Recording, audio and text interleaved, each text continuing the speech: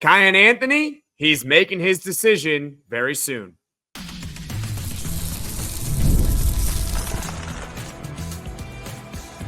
You are Locked On Syracuse, your daily podcast on the Syracuse Orange. Part of the Locked On Podcast Network, your team every day. Hello, everyone, and welcome into Locked On Syracuse. I'm Jackson Holzer. Thank you for making us your first listen of every single day here on the Locked On Podcast Network, where it's your team every day, and we are free and available wherever you get your podcasts. And on today's show, we are joined by Sam Lance, a recruiting expert for Zagsblog.com. Make sure to check it out after this episode. You can also follow Sam on Twitter at @SLanceHoops. Thank you so much, Sam, for hopping onto the podcast today. We are going to go over Kiyan Anthony and his final decision, which is going to happen in 9 days from now, November 15th. That's right, highly anticipated here on the Hill. We'll talk about the current Syracuse 2025 commit class. They got 3 of them so far. And is there anything else that is brewing on the Hill? Well, that's why we got Sam Lance on the podcast to talk all about it here on this Syracuse basketball recruiting episode. Before we get to all of that, this episode is brought to you by Game Time. Download the Game Time app, create an account, and use code LOCKEDONCollege for $20 off your first purchase. Once again, Sam, thank you so much for hopping onto the podcast today. Let's go over Kiyan Anthony, a 2025 consensus 4-star recruit. And in case you missed it, just in case you didn't know, in case you weren't aware, Sam, I don't know maybe if you're aware of this or not, he is the son of Carmelo Anthony. Yep. You know that, right? Yep. I've gotten that far with my knowledge of Kiyan Anthony, yes. That's good. Okay, so we know his final 3 as well. That's public knowledge. Syracuse is obviously in it. Otherwise, we wouldn't be talking about it. We got Syracuse, USC, and Auburn. Sam, point blank, what are you hearing regarding Kiyan Anthony's recruitment? Yeah, so whenever Kiyan released that top 3 originally, I texted him and asked him, is he planning on visiting any of these schools before he makes a decision? He said that he was. He wanted to visit Auburn and Syracuse officially. Of course, he took a visit to USC in late September. I don't think any of those visits are going to happen. He did visit Syracuse, like an in-home visit or something. He's officially visited before. Yes, that is true. But he did say that he wanted to potentially go back. I don't think he's going to make a trip to Auburn or Syracuse before making this decision. So it's the visits that he has taken at this moment. Honestly, all signs are pointing to Syracuse at this moment. I think a lot of people would be really, really shocked if Kiyan Anthony went elsewhere. I mean, you think about Auburn. Auburn already has a couple of guards in this class. Simon Walker. They have 1 guard. They're going after another one in Caden Magwood. So the Auburn line there doesn't really make a whole lot of sense right now. And then from USC's point of view, they don't have a single 2025 commit yet. So that could make sense. But again, all signs are pointing towards Kiyan Anthony going to Syracuse and joining that 3-man class that Syracuse has right now. Do you think that the size of a team's class is going to impact his decision, or is it like, what is your take on that? I don't think for Kiyan specifically it will, but I think whenever you get to this point of, the recruitment cycle, a lot of kids have made decisions. I think looking at the classes and how those are shaping up can help you a lot figure out just, what teams need, what teams are looking for. So, I mean, and Syracuse we'll kind of get to the commits here in a second.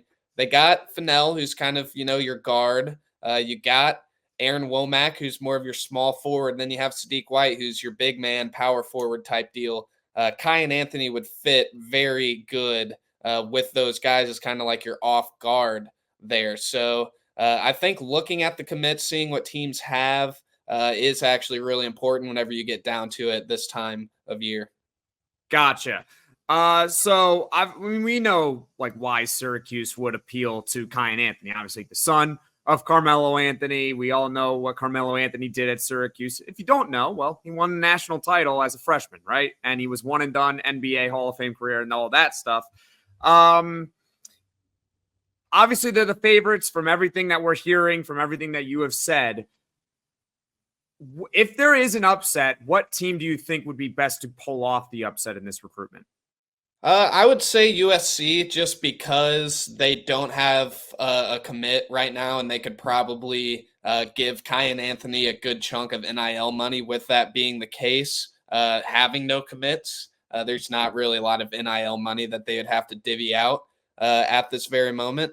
So I would say USC, but again, I think it's going to be Syracuse. I mean, there's really no signs that are pointing towards any of these other schools at the moment. So I'd just be absolutely shocked if Kiyan went anywhere else but Syracuse at this moment. All right. Well, that's music to my ears. That's probably music to my audience's ears, honestly. We're very much anticipating this commitment, which is, once again, 9 days from now, November 15th. Kiyan Anthony is going to make his official decision between Syracuse, USC, and Auburn. Right? So forget, how Syracuse is going to pivot if they don't get him, because I think from what you're saying, they most likely will. Hopefully we don't have to. We'll cross that bridge if it ever happens, right? But I don't think it will. So what's the ceiling on him? Obviously, he's a consensus 4-star recruit. Is it possible that in the next few months he maybe earns that 5th star? I think it's surely possible. I'm not really sure how those organizations do their rankings and if they will come out with another one. But I will tell you this, he is probably going to get some NBA buzz, potential, 2026 draft buzz. If he goes to Syracuse, I would assume that he would have a pretty decent role on the team, whether that mean coming off the bench as kind of that 6-man scorer or being in the starting lineup. And Kiyan Anthony, I've kind of discussed this before. I think he's really ahead of a lot of his peers in terms of like his bag, just in terms of the different types of shots that he's comfortable with taking, the different types of shots he can make. He just has such a developed NBA trained just bag of tricks. So I think he's going to be a good player as a freshman. And then who knows, he could be a 2-3 year guy. He could be a one and done type of guy. It's just kind of a wait and see for Kiyan Anthony, but I think he'll produce at Syracuse if he chooses Syracuse in year one. Well, if he is a one and done guy, that's not the end of the world. In fact, that's actually a good problem. You kind of want guys who are that good to be one and done. So hopefully Kiyan Anthony can be on that level where he is a one and done caliber prospect. Hims is changing men's health care by providing you with access to affordable sexual health treatments from the comfort of your couch. Hims provides access to a range of doctor-trusted ED treatments like chewable hard mints and Viagra and Cialis in their generics for up to 95% cheaper. Start your free online visit today at hims.com/lockedon. That's HIMS.com/lockedon for your personalized ED treatment options. HIMS.com/lockedon. The products mentioned are chewable compounded products, which are not approved by or verified for safety or effectiveness by the FDA. Prescriptions require an online consultation with a healthcare provider who will determine if appropriate. Restrictions apply. See website for details and important safety information. Subscription required. Price varies based on product and subscription plan. Get ready to tackle the NFL action with FanDuel, America's #1 sportsbook, because right now new customers can bet $5 and get $150 in bonus bets if you win that $5 bet. The FanDuel Sportsbook app gives you everything you need to place live bets on the NFL all in one place. So when you get a hunch in the middle of a game, you can check out the latest stats, view live play-by-play, and so much more on the same page where you place your bets. Syracuse football. Let's talk about some Syracuse football for a second, right? They are a 1.5-point underdog at Boston College on Saturday with -108 odds to cover. Syracuse's money line is currently at +104. So I think that's a better bet than taking them to cover. Unless, of course, Boston College wins by 1 point, then you're out of luck, right? Just visit FanDuel.com to join today. You'll get started with $150 in bonus bets if you win your first $5 bet. That's FanDuel.com. Never waste a hunch and make every moment more with FanDuel, an official sportsbook partner of the NFL. Once again, we are joined by Sam Lance, a recruiting expert over at Zagsblog.com. We just talked about Kiyan Anthony's decision, which is going to occur on November 15th. He is choosing between three schools: Syracuse, USC, and Auburn. So stay tuned for November 15th because that is going to probably be a pretty fun day for Syracuse based on what Sam has said here on this podcast, where Syracuse is the heavy favorite to land him. You're not the only one saying that. Seems like everyone is saying that Syracuse is the favorite for him, but we'll see what happens on November 15th. Let's now go to what we know, because we know that Syracuse has three players in its class of 2025. And let's start off with the best of them all right now, and that is Sadiq White, a 2025 five-star forward. He committed to Syracuse, I believe, over the summer. It was a while ago, but he was the first domino to fall in this class. How has he been? How has he been progressing so far? Obviously, he transferred to IMG Academy. How are things going over there? Yeah, I haven't been able to tune in to any IMG games or anything like that, but I would assume that Sadiq White will be a big piece for them this year. Really, I think the thing to note with Sadiq White is he has been on the recruiting Kiyan Anthony train for quite some time now, and I guarantee you he is continuing to recruit Kiyan Anthony pretty hard to Syracuse, and I think the two really look forward to playing together. I know, this past summer, both of them telling me how they want to bring a national title back to Syracuse and all that jazz. So really, I think Sadiq White, he's fallen a little bit in the rankings. If you look at it, he's fallen. On three. So it's funny you mentioned that because On three dropped him. ESPN raised him. It seems to be a lot of variance with him. Is there something up with his, I know it seems to me he's got a lot of potential, right? He's got a lot of potential. What are some of the areas where he has to work on? Yeah, I think just his shooting probably isn't at the level that you want it to be at for somebody who's planning on playing the college 3 or 4. So definitely the shooting end of things. I really wouldn't look into the rankings all that much. I'd look at how he performs at IMG Academy this year. I would assume that Sadiq White Jr. is going to have a pretty good year at IMG, and his ranking will probably go up a little bit because of that. But really, I think just shooting the basketball is probably what Sadiq White needs to get better at, because we know he's very tenacious. He's very good at getting downhill, driving the basketball, finishing in the lane, things like that. But I think just the shooting aspect, maybe making plays for his teammates could get a little better, because he's really electric on the defensive end, offensively, just getting downhill and just being really a big energy type guy. But I mean, from what you're saying, though, that might be the reason for the variance there. There's maybe one area like an ESPN that's very much valuing his potential, and then there's maybe On Three, which is like, well, where is he at right now? Maybe you just split the difference. Regardless, he is a terrific prospect in Sadiq White, and we cannot wait for him to get on the hill for next season. Not this season, next season. Let's go to the second commit. We're going in chronological order here. Aaron Womack, a 2025 3-star guard. You spoke with him on the phone. I mean, can you speak about maybe his excitement level of coming to the hill? Yeah, really speaking with Aaron was pretty awesome. He kind of explained to me how things moved really fast with Syracuse. It was kind of, getting them on the visit and then let's do this thing. And he was all for it. He couldn't be happier that he is, Syracuse Orange. And he even admitted to me, he said, quote, "When I got on the visit, I was a little nervous, but then my nerves settled down and I just fell in love with the campus, fell in love with the people." And just talking with Aaron, he seems like a kid who just, he knows what's going on. He's got it.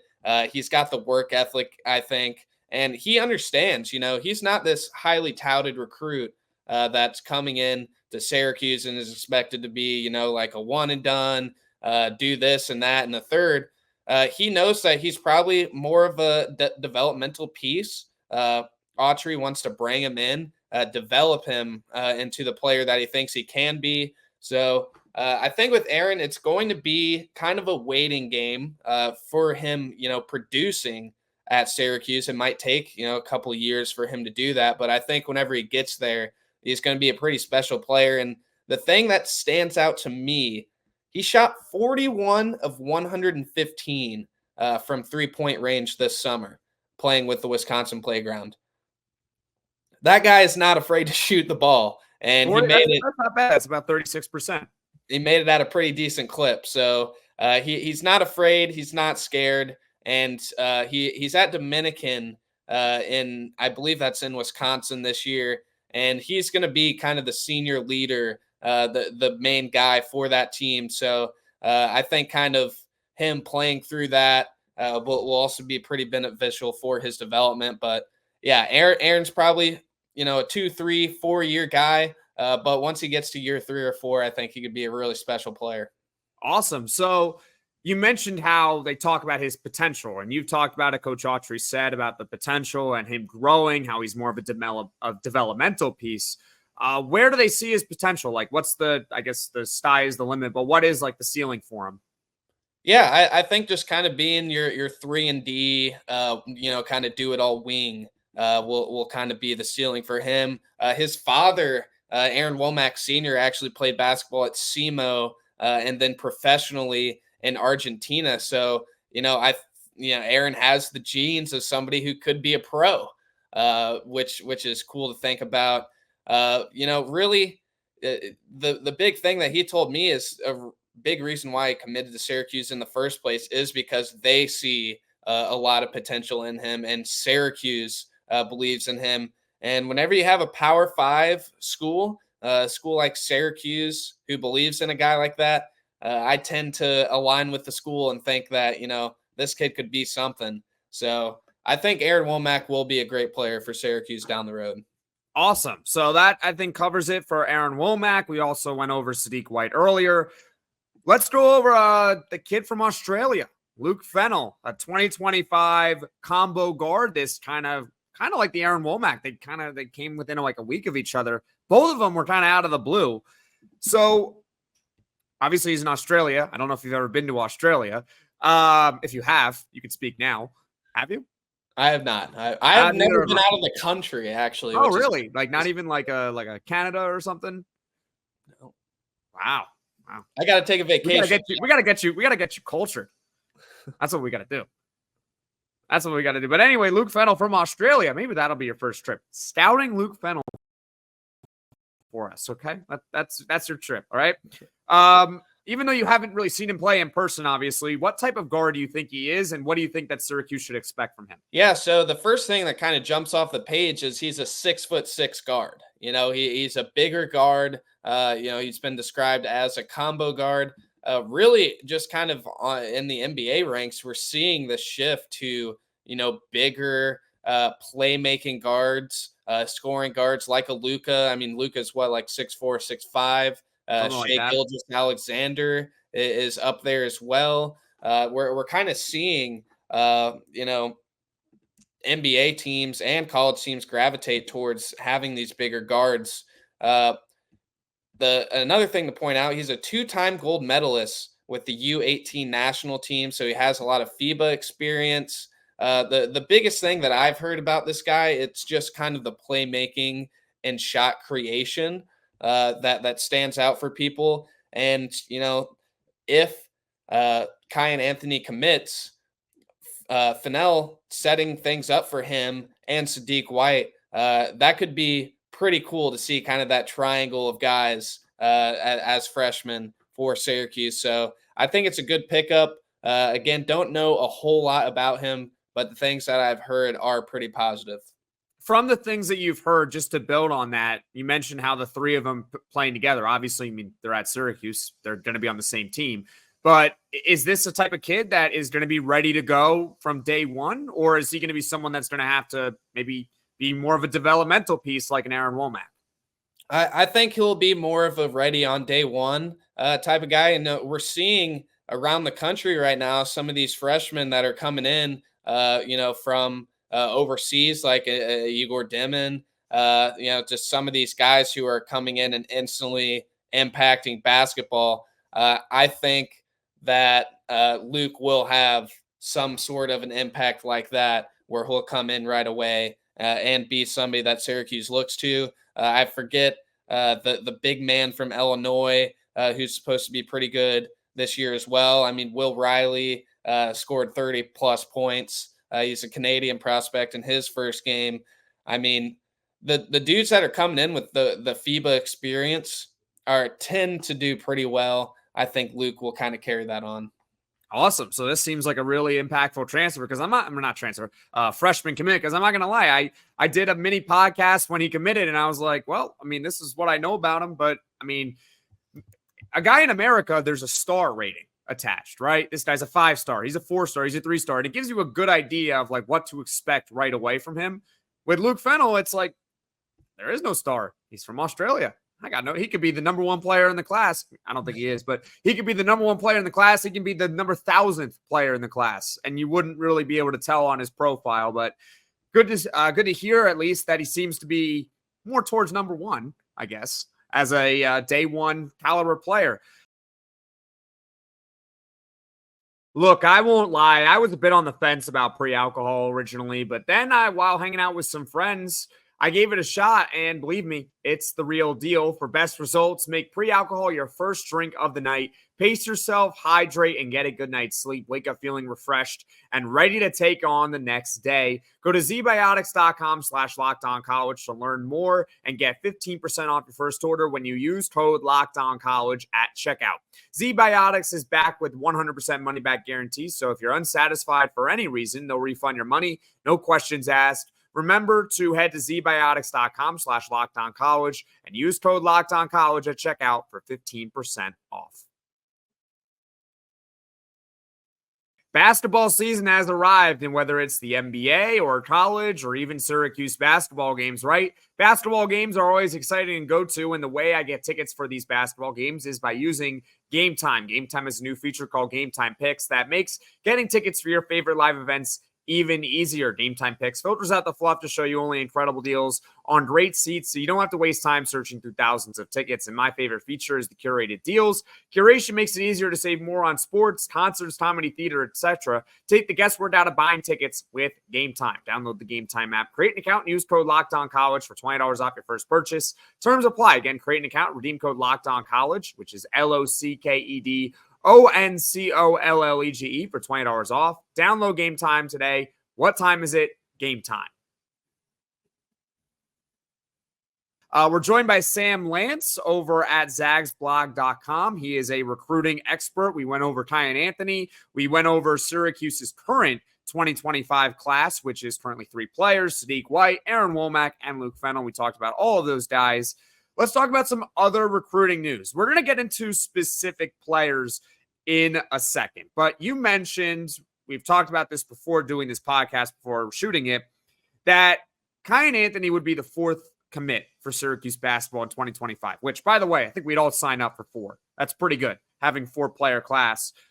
Do you think that Kiyan Anthony would be the last domino to fall here, or do you think that maybe Syracuse would have one or more tricks up their sleeve?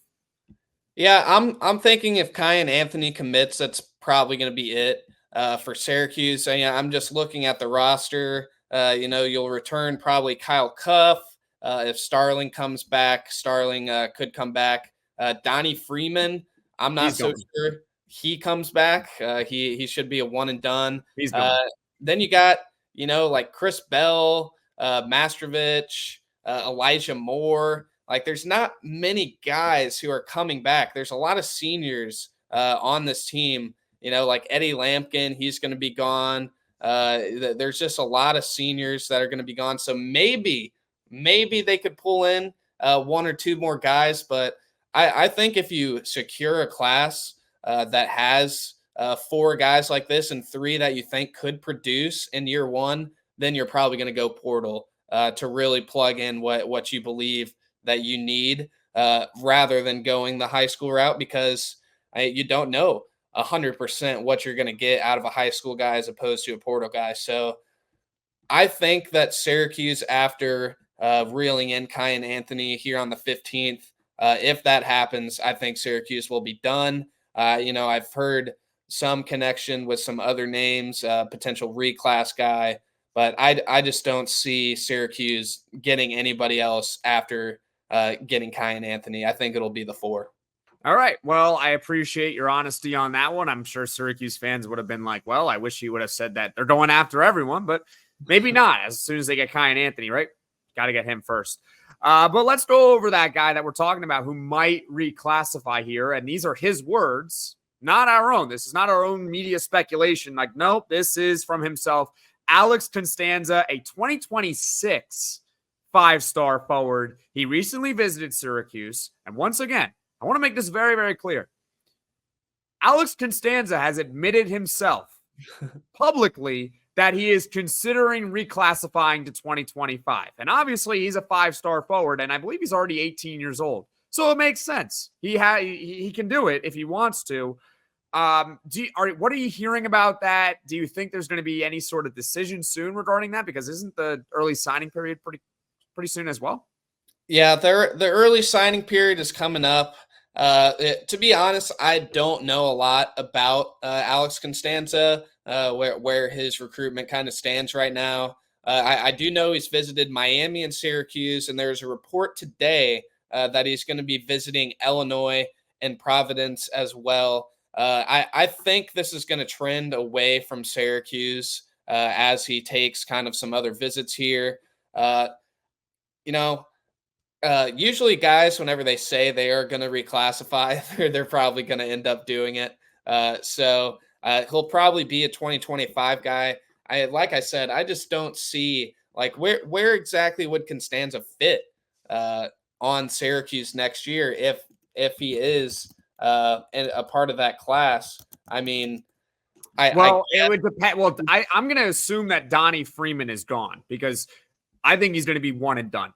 Like that's just he's just that physically gifted where even if he doesn't have the greatest freshman season, he's still an NBA prospect. He is that physically gifted. So let's say he's gone.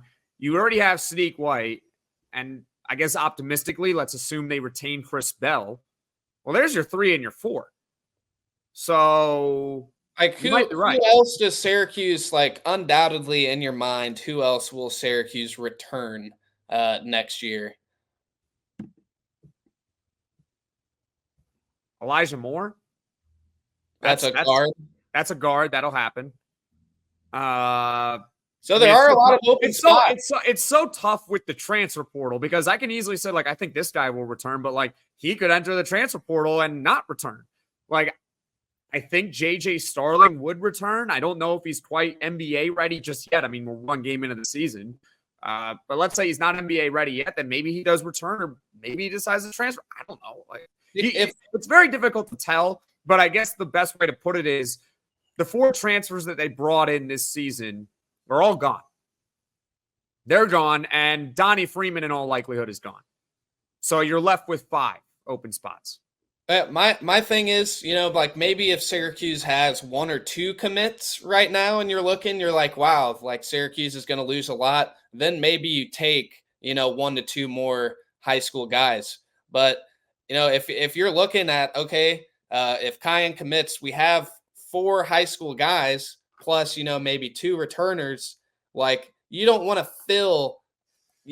have over half of your team being freshmen. And this day and age, like getting old and staying old while it's hard to do, being old in college basketball is important. Like whoever said that being old is good. It is. I guess in college it is good because old in college means closer to your actual peak. Whereas in pro sports, you don't want to be old. That means you're closer to the end. Experience. And I don't think Syracuse wants to go into next year with looking at the roster and being like, wow, like we're really going to need 4 freshmen to be really good for us to be really good. I just don't think that that's a good formula to follow. So I think Syracuse will go the 4 that they got, and then they will probably end up going portal to kind of plug in with what they're missing, what they're losing. Awesome. Well, I appreciate the insight, Sam. Just a quick question here about Tyler Jackson, 2025 4-star guard, the one over the summer that mentioned like, hey, me and Kiyan Anthony are possibly thinking about teaming up. I mean, I haven't seen anything out there with him so far, so his recruitment's, I guess, kind of quiet, to say the least. If Syracuse isn't going to be the one to land him anymore, I mean, I guess where is he going to go? That's a great question. TCU, I hear, is in there. West Virginia, Maryland, I'm hearing is in there. I'm not going to lie, Jackson. I'm going to be on the case pretty soon. I'm going to the Champions Classic on November 12th when Kansas plays Michigan State, Duke, and Kentucky. And I believe I'm going to be staying in the Atlanta area for a couple days after that to go to Overtime Elite. So I'm going to get to the bottom of some of these things like Tyler Jackson. What is going on? Another guy I have who I haven't heard from at all is a T. Bartlett. Syracuse isn't involved there or anything, but there's a few guys at Overtime who have been very, hush-hush about things. We're going to get there. We're going to get to the bottom of it. We'll see what's going on. I don't know whether they're doing it right or wrong, but regardless, it's certainly fascinating, certainly having me talking. That is Sam Lance over at Zagsblog.com. And make sure also to give him a follow at SLanceHoops over on X or Twitter, whatever you want to call it. Yes, I finally made that bit for you all. Thank you so much for taking the time to discuss Syracuse basketball recruiting. Yeah, thank you, Jackson. And I will mention just real quick, it is slants, okay? That's what all my friends call me. Slants? All my friends call me slants because of the Sam Lance slants. So I consider you a friend now, Jackson. You can call me slants anytime. All right. I appreciate it, slants, for having you on like slant, like football here. We're talking football now. I'm going to bring you on for a football show. How about that? Oh, man, I'm not very well versed there. And my Jayhawks are struggling, but, Syracuse is struggling. Maybe we could have a pain. We're not struggling. We're not struggling anymore. Not this time. Actually, I think the football team might be better than basketball. College football, so I try to kind of stay out of it. Do you want to know what, before I let you go, do you want to know one thing that's very interesting about football and basketball? I want you to think about this for a second, okay? Syracuse specific? Yeah. Okay. Syracuse football has been ranked more recently than Syracuse basketball has. Last time Syracuse basketball was ranked, 2018. Syracuse football was ranked 2 years ago. They were 14th in the country at one point. Wow. Maybe our football team's better. But I don't know what it is about NCAA 14, but I always see Syracuse in the playoff, like in all my simulations. So who knows? Maybe. I hopefully one day just keep expanding the playoff and eventually maybe we'll get there. But thank you so much for taking the time to talk about some Syracuse basketball recruiting and hope to have you on again soon. Hopefully after Kiyan Anthony announces he's heading to Syracuse, because I don't want to have you on if he picks elsewhere, but we'll still talk about it anyway. Thank you so much, Sam. Really appreciate it.